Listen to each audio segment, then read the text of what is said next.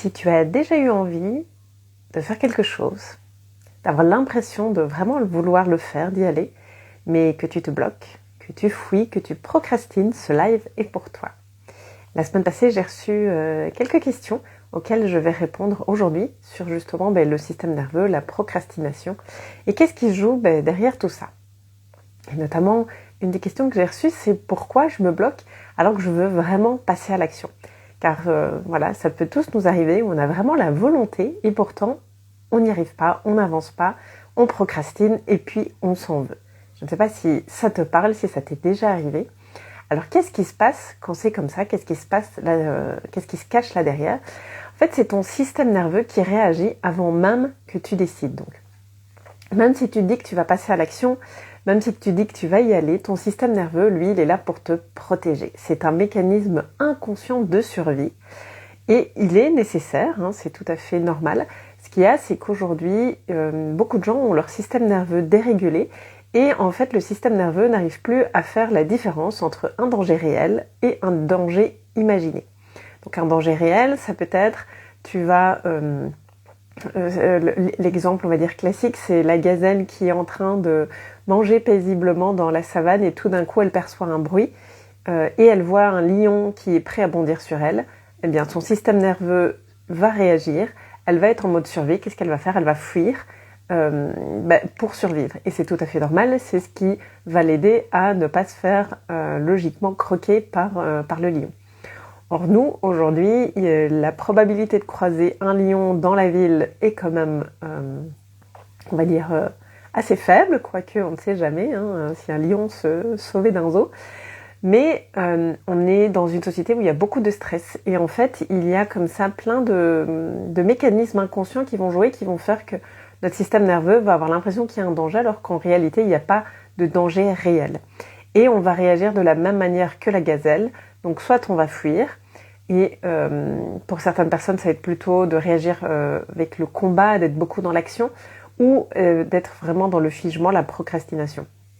Et si tu es dans un de ces trois modes, ça veut dire que ton système nerveux est dérégulé et que tu es en mode survie. Alors, c'est pas que tu le fais exprès, c'est vraiment un mécanisme de survie. C'est pas un manque de volonté, malgré parfois ce qu'on peut penser. C'est vraiment des mécanismes automatiques qui se mettent en action.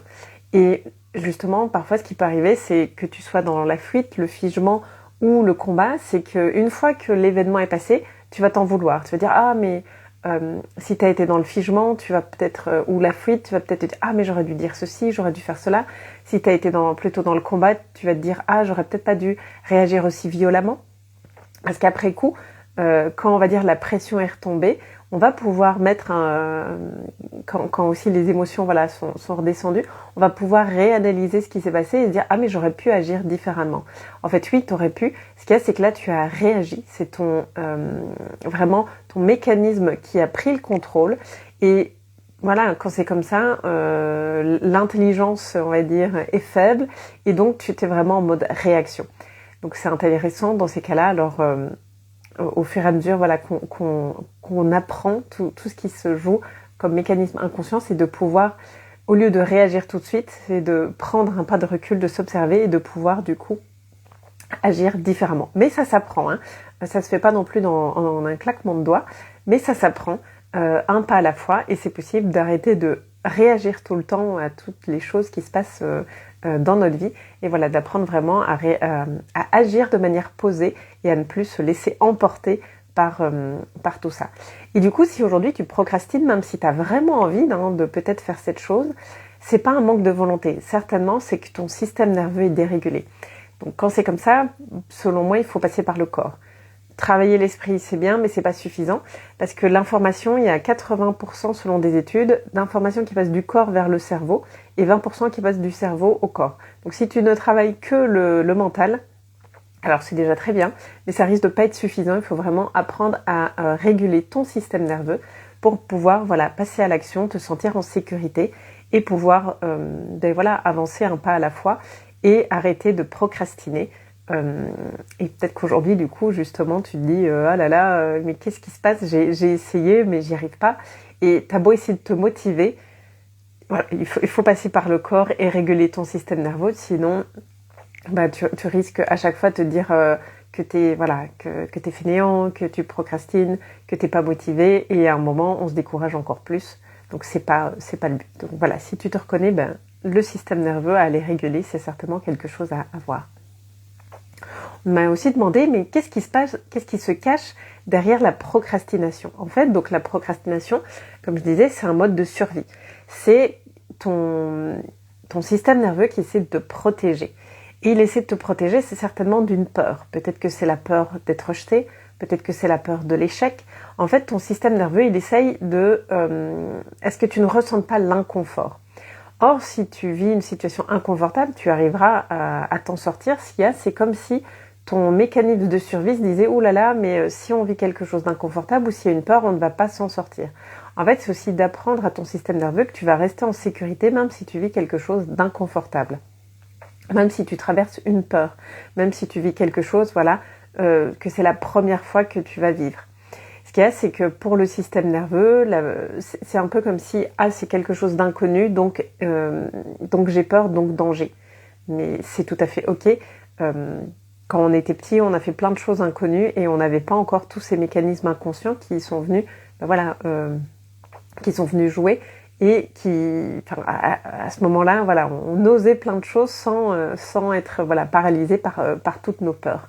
Donc c'est aussi d'apprendre à avancer, même s'il y a de l'inconfort, même s'il y a des peurs. C'est vraiment rassurer ton système nerveux, de lui dire non mais ok, regarde, tout va bien, j'arrive et ça va. Et ce qui arrive justement quand on a de la procrastination, c'est un peu un cercle vicieux parce que si tu procrastines, souvent tu vas t'en vouloir.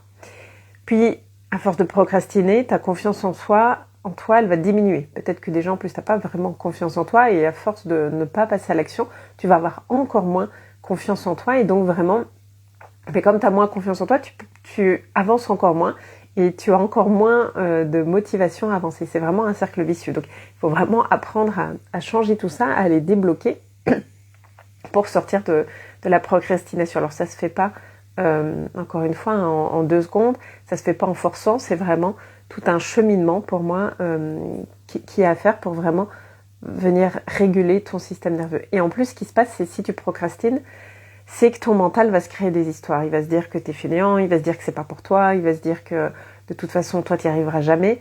Et toutes ces histoires ne vont faire que aggraver en fait la procrastination qui est déjà là, et ne vont faire, on va dire, que aggraver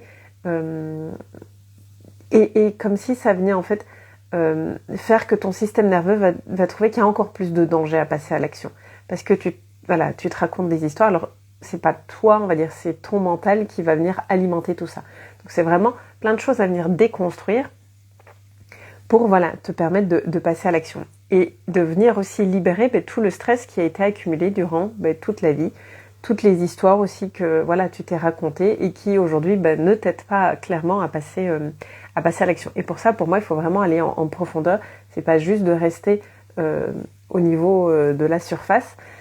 C'est pas juste de rester encore une fois dans le mental. Il y a tout un travail, oui, qui doit se faire au niveau mental, inconscient, et aussi de libération au niveau du corps, des mémoires cellulaires. Voilà, c'est tout un ensemble de choses à aller voir. Et justement, personne me demandait, mais qu'est-ce qui, moi, m'a vraiment aidé comme outil à réguler mon système nerveux?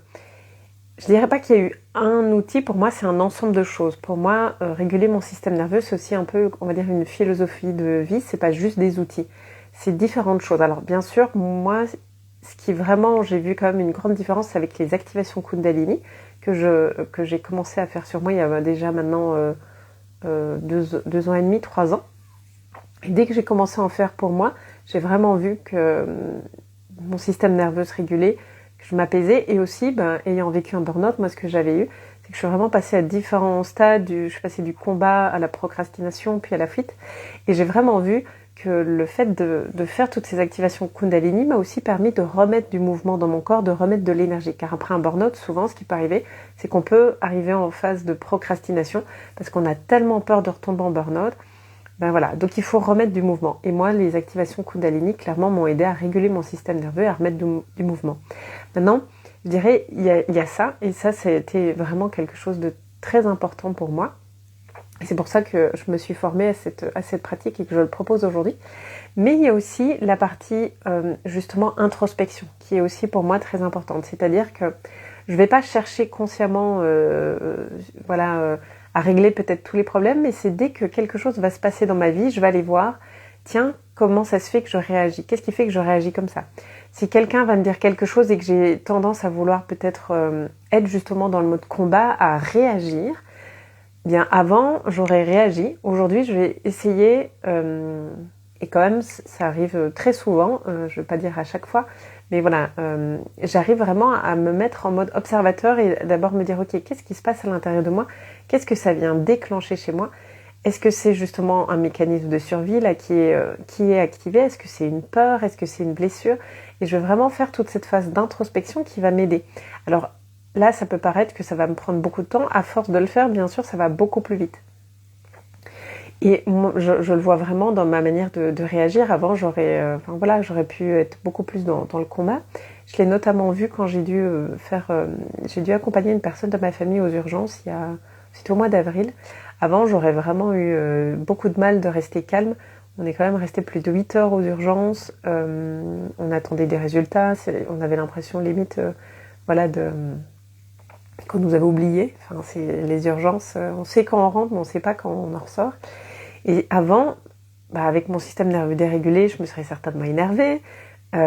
J'aurais commencé aussi, avec la personne que j'accompagnais à certainement l'énerver aussi, parce que quand c'est comme ça, il y a tout ce qu'on appelle la régulation et la co-régulation. Peut-être que j'aurais même été voir les personnes à l'accueil en demandant ou en disant peut-être que c'était pas normal et tout. Là, vraiment, je suis restée hyper calme en me disant, de toute façon, je sais rien y faire, la situation. Par contre, ce que moi je sais faire, c'est la manière dont je réagis. Je peux en effet m'énerver, mais ça changera rien, ça va être beaucoup plus désagréable. Ou je peux rester calme. Et ça a été vraiment intéressant de voir à quel point j'ai pu rester calme pendant ces 8 heures. Et du coup, que la personne que j'accompagnais est restée calme aussi. Tant mieux si tu trouves que c'est hyper intéressant. Je ne sais pas du coup le prénom qui se cache derrière Belgian Mac. Mais en tout cas, tant mieux si tu trouves ça intéressant. Et j'ai vraiment pu voir que la personne que j'accompagnais aussi est restée calme, alors que c'est aussi quelqu'un qui a tendance à vite s'énerver, et de voir vraiment à quel point la co-régulation fonctionne. Ravi Paolo si tu trouves ça intéressant. Et du coup, pour moi, réguler son système nerveux, prendre soin de soi, on le fait pour nous, mais clairement, on le fait aussi pour les autres. Parce que là, j'ai vraiment pu voir que le fait de voir, moi, depuis le burn-out, tout ce que je fais sur moi, tout ce travail que je fais sur moi, et notamment la régulation du système nerveux, en fait, je vois les effets positifs que ça a sur mon entourage. Parce que, comme je disais avant, je me serais énervée, donc la personne que j'accompagnais, elle aurait certainement aussi eu une expérience beaucoup plus difficile peut-être de ces 8 heures. Tandis que là, le fait d'être restée calme, j'ai pu voir qu'elle aussi était restée calme. Après, je dis pas, mais justement, comme j'ai appris, je sais que c'est important aussi de libérer tous les stress qu'on a pu vivre et tout ce qui peut se passer. Et ce jour-là, après, quand je suis remontée dans la voiture, j'étais toute seule parce que quelqu'un d'autre est venu après pour accompagner la personne pendant la dernière heure. J'ai senti que là, au bout de 8 heures, je commençais vraiment à être un peu à la limite du calme et que là, ça commençait vraiment, il était temps pour moi de partir parce que je commençais à atteindre quand même ma limite. Qu'est-ce que j'ai fait? C'est qu'une fois que je suis montée dans ma voiture, j'ai crié pour laisser sortir tout ce que j'avais vécu. Parce qu'aussi, la personne que j'ai dû accompagner, elle avait fait une chute, c'était quand même assez impressionnant. Elle était tombée, notamment elle s'était cognée au niveau de la tête. C'est assez impressionnant, il y a quand même du stress. Et pourtant, j'ai pu rester calme et j'ai pas paniqué. Mais par contre, en remontant dans ma voiture, c'était important pour moi de laisser sortir pour ne pas laisser ce stress qui avait été là me submerger par après ou venir justement s'engrammer dans mon corps, dans mes cellules. Or, souvent, c'est ça qu'on a tendance à faire, c'est qu'on vit du stress et on ne le libère pas. Et du coup, ça s'accumule. Et c'est comme ça que moi, pendant des années, c'est ce que j'ai vécu. Et puis après, je suis arrivée au point de faire un burn-out. Donc là, j'ai vraiment senti que c'était important pour moi, une fois que je suis remontée dans ma voiture, de laisser sortir un peu tout ce que j'avais accumulé pendant cette journée. Même si je suis restée calme, j'ai senti que c'était important de laisser sortir. Quelles sont tes façons de libérer ton stress ou ces moments de tension? Ben justement, donc, comme je disais, je ne sais pas à quel moment tu es arrivé dans le live, moi ce qui m'aide beaucoup c'est l'activation Kundalini, parce que ça me permet vraiment de laisser sortir toutes les tensions, c'est ça qui m'aide beaucoup à libérer tout ce que j'ai pu accumuler, de réguler mon système nerveux. Mais aussi voilà, il y a tout le travail aussi pour moi d'introspection, de voir ce qui se cache derrière tout ça. Et le stress, ben ça peut être va vraiment être aussi voilà propre à chacun. Moi ce que j'aime aussi faire c'est des ronds de EFT quand je sens voilà qu'il y a des choses et des certains sujets, je vais me faire des ronds de EFT. Ça m'aide aussi. Après le sport, c'est aussi quelque chose qui aide, la méditation, mais après ça va aussi dépendre pour moi justement dans quel mode de survie on est. Si on est dans l'action, ça va être compliqué de méditer. Si on est dans la procrastination, ça va être compliqué d'aller faire du sport peut-être. Donc voilà, c'est vraiment tout un cheminement pour moi et c'est important voilà, d'aller voir dans quel mode on est. Et c'est pas juste en faisant une action que ça va se réguler. C'est quand même quelque chose qui demande, je dirais plusieurs semaines, voire mois. Alors c'est pas pour ça que ça va mettre des années, loin de là. Mais ça demande quand même un certain approfondissement, je vais dire, que juste de répondre à quelques questions comme ça, même si, voilà, pour moi, il y a déjà moyen de libérer le stress. Vraiment, ça peut être d'aller taper sur des coussins si tout d'un coup on sent qu'il y a de la colère. Ça peut être de juste pleurer et le laisser sortir. Ça peut être d'aller marcher, d'aller courir pour laisser sortir en fait ce qu'on ressent. Et c'est vraiment d'essayer enfin voilà, pour moi, c'est de s'écouter, de se reconnecter à son corps. Pour moi, c'est aussi pour ça que je parle souvent de la reconnexion à soi et à son corps, parce que notre corps, il sait comment libérer tout ça. Et moi, j'ai eu comme ça, là, j'ai un exemple qui me revient. Il y a un peu plus d'1 an, j'ai eu un accident de voiture. J'ai un camion qui m'est rentré dedans alors que j'étais à un stop. Alors, c'était pas énorme, mais il y a quand même eu un choc au point voilà, que j'ai dû faire réparer la voiture, que le téléphone est tombé. Et de cela, après, j'ai même eu un problème au genou. Mais sur le moment, en fait, ce qui s'est passé, juste après le choc, comme justement, moi, j'ai appris à réguler mon système nerveux et que maintenant, mon corps, voilà, je le laisse vraiment évacuer toutes les tensions et tout le stress qu'il peut accumuler. Juste après l'accident, une fois que je me suis mise sur le côté, mon corps a commencé à trembler. Et en fait, c'est normal parce que c'est la manière, entre autres, pour le corps de laisser sortir le stress. Si vous avez des animaux, vous avez déjà certainement vu que vos animaux, quand ils ont peur, ils tremblent. Si je reprends l'exemple que j'ai donné au tout début du live avec la gazelle, une fois qu'elle a réussi à fuir et que voilà le lion il est plus dans ses parages et qu'elle est en sécurité, qu'est-ce qu'elle va faire? Elle va trembler pour laisser sortir le stress qu'elle a eu là du fait d'avoir dû courir et d'avoir eu le lion qui la poursuivait. Et ben moi j'ai eu la même chose avec l'accident. Juste après, j'ai vraiment mon corps qui a commencé à trembler. Ce qu'il y a, c'est que je pouvais pas le laisser faire parce que voilà, il y avait le constat à faire. En plus, le camionneur ne parlait pas français, donc il a fallu, je vais dire, que je prenne les devants. Mais qu'est-ce que j'ai fait? C'est que j'ai été parler à mon corps. Je lui ai dit, ok, j'entends qu'il y a eu trauma et qu'il y a eu voilà qu'il y a des choses à libérer. Là, sur le moment, je peux pas te laisser faire parce qu'il y a le constat à aller faire. Je reviens te voir, t'inquiète pas. Je suis sortie, j'ai fait le constat, j'ai fait tout ce qu'il fallait faire. Et puis dès que je suis revenue et que je me suis rassise dans la voiture, peut-être un quart d'heure après, j'ai même pas eu besoin de dire à mon corps que c'était ok, il a naturellement recommencé à trembler. Alors que pendant peut-être le quart d'heure où je faisais le constat, j'ai pas tremblé. Et voilà, j'étais vraiment... là, c'était ma tête qui a pris le relais. Mais j'étais pas dans la réaction, j'étais juste voilà en mode, ok, là, il y a un constat à faire, on reste calme, tout va bien. Et après, je viendrai faire ce qu'il y a à faire pour évacuer le stress accumulé dans mon corps.